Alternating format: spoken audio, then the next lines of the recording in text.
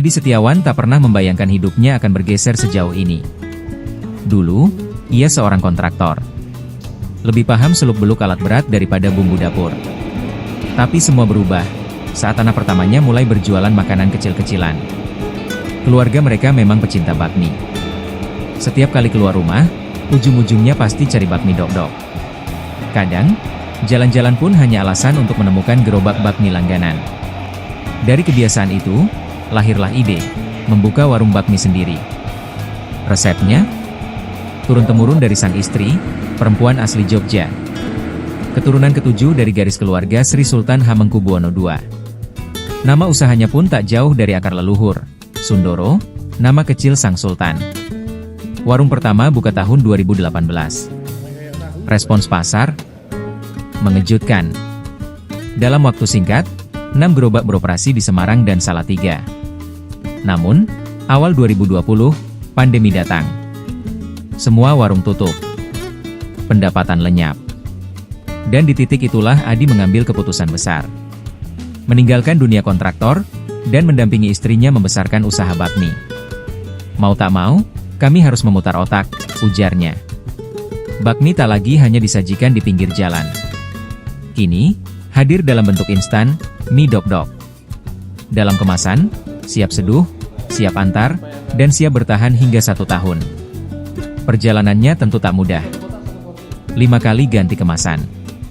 Dari standing pouch berstiker, aluminium foil, hingga kemasan cetak penuh warna. Pernah juga coba jualan paket 5 porsi di Car Free Day, tapi nihil. Tak laku. Modalnya, hasil jualan gerobak bakmi dulu. Dari situ, lahirlah 2 produk andalan. Mie godok Jogja dan mie goreng Jogja. Mie kering yang tetap mempertahankan rasa khas mie basah. Kini, mie Sundoro tersebar ke berbagai kota. Dari Jawa hingga Kalimantan. Beberapa supermarket besar bahkan memesan rutin. Harganya, Rp15.000 per bungkus, lengkap dengan bumbu dan bawang goreng. Untuk bertahan di tengah gempuran merek raksasa, Adi memilih jalan cerita.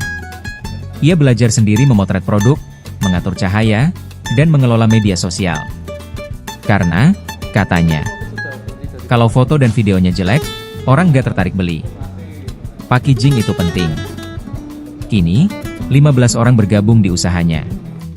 Dari produksi, rumah makan, hingga pemasaran ke Jakarta, Jogja, Tegal, Pemalang, dan daerah lainnya. Produksi harian mereka mencapai 50 karton. 1 karton berisi 32 bungkus mie. Baik, terima kasih. Perkenalkan saya Adi Setiawan, saya founder dari Bakmi Sundoro atau CV Sundoro Indonesia. Di awal mulanya kita berusaha, tadinya sebenarnya warung makan yang menyediakan masakan bakmi godok, bakmi goreng, bakmi nyemek khas Jogja. Nah, idenya muncul sebenarnya dari keinginan untuk memberikan suatu usaha kepada anak. Jadi anak saya itu ingin punya usaha, kemudian cari-cari usaha apa yang bisa dia dijalankan. Kebetulan anak saya hobi masak dan suka memasak, dan juga dia sekolahnya di sekolah memasak. Akhirnya kita buka sebuah warung bakmi. Kenapa bakmi? Karena dari keluarga kita sendiri itu paling suka itu makan bakmi. Jadi kalau misalkan kita jalan-jalan kemana mau makan, cari makan itu kan, yang setelah putar-putar yang ujung-ujungnya dapatnya bakmi. Udah makan bakmi aja, bakmi Jawa, bakmi godok, bakmi goreng, seperti itu. Jadi seperti itu awal mulanya. Untuk bisnis bakminya itu sudah tahun kapan Pak mulainya? Kami dari tahun 2018 itu saya buka warung makan, anak saya yang mengelola. Cuman pada tahun 2019 itu kami perubahan manajemen dan perubahan brandnya juga, logo dan segala macam berubah karena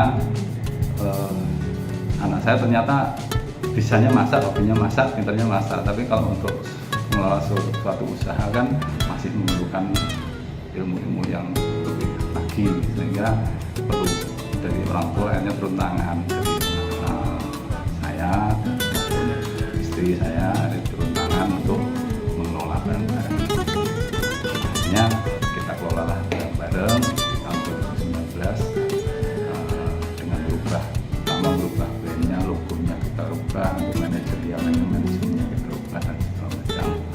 dan fokusnya ke warung makan bakmi dan gerobak-gerobak. Jadi kita dulu ada beberapa gerobak yang menjual bakmi itu di beberapa tempat, kurang lebih ada 6 tempat waktu itu, waktu sampai dengan awal tahun 2020. Terus kemudian bisa jadi packingan kayak instan gitu, itu ide muncul dari mana Pak?